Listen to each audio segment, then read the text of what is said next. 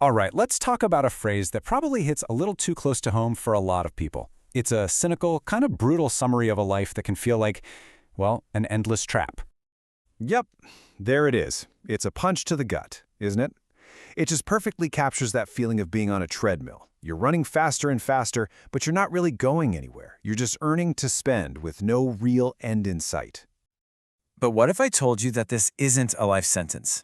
What if the very system that seems to keep you on that treadmill actually holds the key to stepping off it? For good. That's what we're going to dig into, and it all starts with a huge shift in perspective. So how do we get off this thing? Well, first we got to understand how we ended up on it in the first place. It all starts with the story that we've all been sold about how work and money are supposed to work. Okay, so this is the absolute foundation of the trap. We are taught from day one to trade our time for money. Now, what's the problem with that? Well, your time is finite. There are only 24 hours in a day, right? So if your income is directly tied to the hours you put in, your earning potential will always have a ceiling. Let's make this really clear. Meet Alex. Now, on the surface, this guy is the picture of success. He's smart, he works his tail off at a fantastic company, and he brings home a really impressive salary. He's basically done everything he was told he was supposed to do. And with that big paycheck, Alex buys all the things that scream success. You know, the big house, the fancy car, the vacations you see all over Instagram. And hey, why not? He's earned it. He feels like he's totally winning at life. But here's the quiet part, the reality hiding behind that shiny exterior. His huge mortgage, his car payment, his whole lifestyle. Every single dollar is already claimed before it even really hits his bank account. So even though he's making more money than ever before, he's not actually getting ahead. He's just maintaining. And this is the real danger of it all. His entire financial world is built on one super fragile assumption, that his active income will never, ever stop. If he gets laid off, gets sick, or just wants to take a break, the whole thing comes crashing down. See, he isn't in control. His job is. So if trading your time for money is the trap, what's the escape route? Well, it lies in recognizing this incredible asset you have that, you're probably never taught to value correctly. It's called your human capital. And look, this is so much more than just your ability to do a job. It's everything you know, it's everyone you know, and it's everything you have the potential to create. It is, without a doubt, your single most valuable asset. Think about it this way. Alex is just renting his human capital to his company in exchange for a salary. The real game changer, the path to freedom, begins when you stop just renting out your capital and you start investing it to build things that you actually own.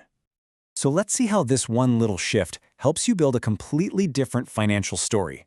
It's really about rewriting the script, moving from a life of obligation to a life of freedom by changing your focus from active to passive income.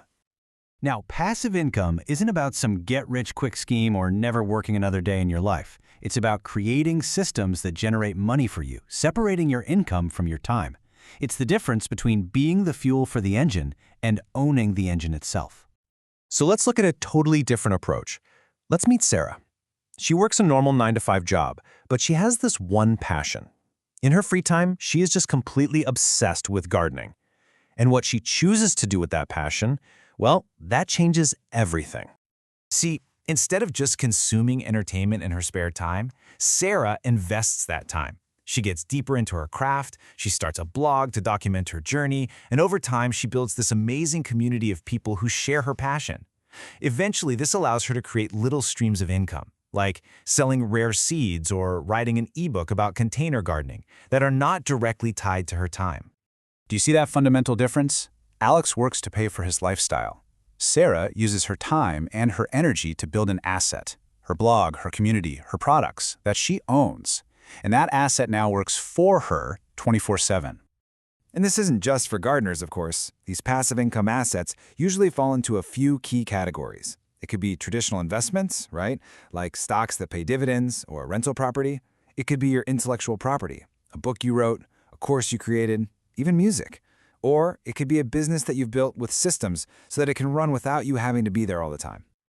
So it all comes down to a choice, really. A choice between two very different stories, two completely different ways of looking at the relationship between your time and your money. Let's just put them side by side. In the old story, Alex's story, time is traded directly for money. That money flows in, and then it immediately flows right back out to cover all his expenses. The result? Total financial fragility. But in the new story, Sarah's story, time is invested to build assets. Money flows in from her job and from her assets. And the outcome? Well, that's financial freedom and real control. And look, this isn't some overnight switch you flip. The whole journey begins with one simple, deliberate action: taking a piece of your paycheck and using it not just to spend, but to build or to buy a passive income asset. Your job stops being the trap, and it starts being the tool you use to build your own freedom. So ultimately, it's a choice. You can keep on living the story you've been sold, the one on the treadmill, or you can start today writing a new one. A story where your work is just a means to an end, and that end is a life lived completely on your own terms. So which story will you choose?